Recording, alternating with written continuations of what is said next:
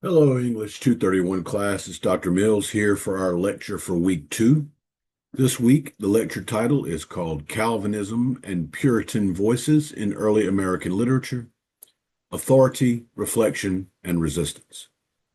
Welcome to this week's lecture. To fully understand the colonial texts that we're reading, especially those by Bradford, Bradstreet, and Rawlinson, we need to examine the belief system that shaped their worldview, which is Calvinism.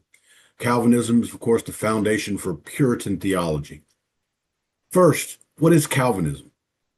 Calvinism is a branch of Protestant Christianity based on the teachings of John Calvin, who lived from 1509 to 1564.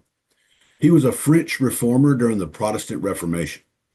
Calvinism became especially influential in England and later among English colonists in North America, particularly the Puritans who sought to purify the Church of England from within. The core doctrines of Calvinism can be expressed by using the acronym TULIP, T-U-L-I-P. This is a helpful way for you to remember the key tenets of Calvinist belief. First, the T, total depravity. Humans are born sinful due to Adam's fall. This is what Calvinists believe. Every part of the human being, the mind, the will, and your emotions, are corrupted by sin. Without divine grace, humans are spiritually helpless. The second tenet, unconditional election. God chooses or elects certain individuals for salvation. This choice is not based on merit or good works, but entirely on God's will. L stands for limited atonement. Christ, according to Calvinists, died only for the elect, not for all humanity. His sacrifice guarantees salvations only for those who are predestined to receive it. The I stands for irresistible grace. If God has chosen you, his grace will inevitably lead to your conversion and your salvation. You cannot resist or refuse it. Finally, the P stands for perseverance of the saints. Calvinists believe that those truly saved will remain faithful and endure to the end. While they may struggle, they will not lose their salvation. So those are the tenets. Now, who were the Puritans? The Puritans were a radical faction of English Protestants. They believed the Church of England was still too close to Catholicism, which they believed was corrupt. So they sought to reform worship, governance, and morality based on the scriptures. They faced persecution in England and then migrated to the New World to build a city upon a hill, which was a model for Christian society. In America, the Puritans saw themselves as a new Israel, forging a covenant with God to build a godly community. Literature, therefore, became a way to interpret personal and collective experience through faith, to promote moral behavior, and to record sins of divine approval or judgment. How then did Puritan theology shape colonial literature, you might ask? We're going to apply these ideas we've just discussed to the authors we're covering this week. William Bradford, who wrote Of Plymouth Plantation, interprets every event, storms, alliances with native tribes, illnesses, all of it, as evidence of divine providence or God's will. He frames the pilgrims as God's chosen people and views suffering as spiritual testing and a sign of being part of God's elect. Anne Bradstreet, through her poems, shows you that she wrestles with personal loss. She also reaffirms God's will. She seeks a balance between earthly affection and heavenly aspiration, while using poetry to reflect on grace, mortality, and her unworthiness. All are hallmarks of Calvinist humility. Mary Rowlandson, in her captivity narrative, constantly quotes scripture to make sense of the trauma that she's going through. She sees her captivity as punishment for sin and also an opportunity for the purification of her sins. She views her eventual release as divine mercy and a sign of perseverance. So why does this matter? Understanding Calvinism and Puritan theology helps us to grasp the moral seriousness of early American writing.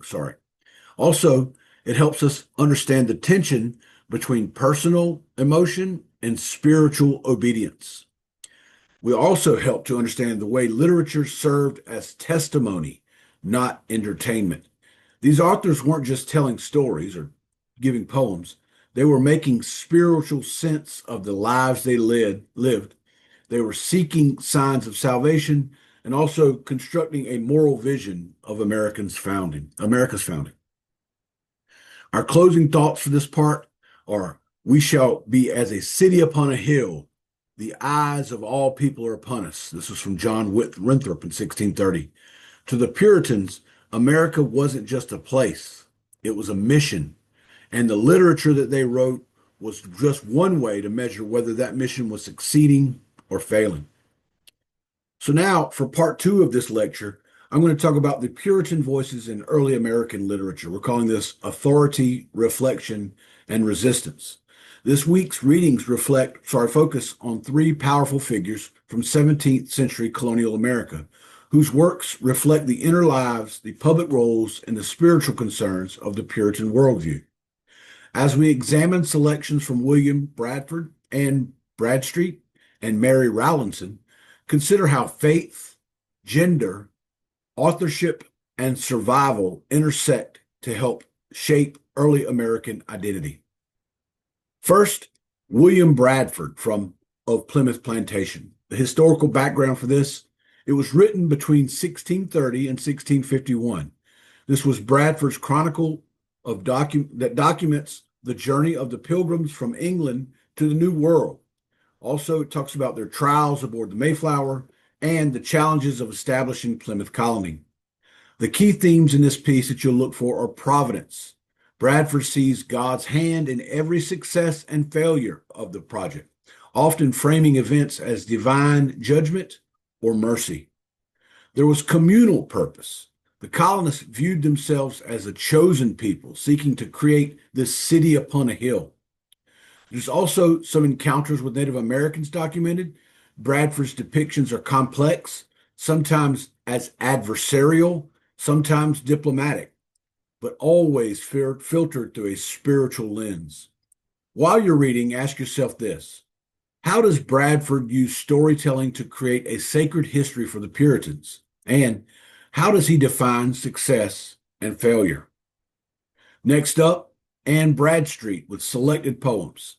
Anne Bradstreet was the first published poet in the American colonies and one of the earliest English language poets to publish under her own name. Her writing offers a rare female voice from within Puritan society, both reflective and subversive. Let's look at four of her key poems here.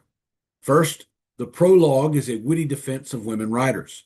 Bradstreet uses self-deprecation to both acknowledge and to challenge the dismissive attitudes towards female authorship.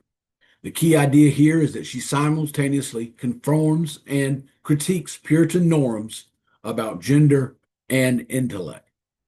In the poem In Honor of That High and Mighty Princess Queen Elizabeth, this is a tribute to Queen Elizabeth I that celebrates female power, subtly pushing back against male-dominated theology and governance. Bradstreet here uses a historical figure to challenge the idea that women were unfit for greatness. The next poem from Bradstreet is To Her Father with Some Verses.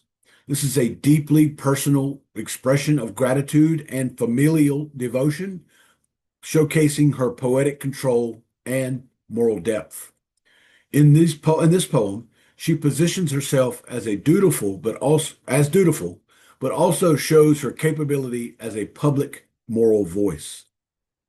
In Contemplations, a more philosophical and spiritual poem, it reflects on nature, time, and eternity. Bradstreet meditates on the beauty of the natural world and the limits of human understanding. In this poem, Bradstreet blends Christian theology with personal awe and poetic imagination. This transcends Puritan literalism. While reading, think about how Bradstreet uses poetry as both a spiritual and intellectual exercise. In what ways does she assert herself despite the social limitations she's faced with? Lastly, this week, you'll read Mary Rowlandson's A Narrative of the Captivity and Restoration. The historical background here is that Rawlinson's captivity narrative, published in 1682, recounts her 11-week experience as a hostage of the Wampanoag during King Philip's War. It became the first bestseller in American literature. The key themes of the piece: first, spiritual testing. Rawlinson interprets her suffering through the lens of Puritan faith, viewing her ordeal as a test from God. There's cultural fear and curiosity in the piece. While she often demonizes her captors, she also records moments of kindness and shared humanity.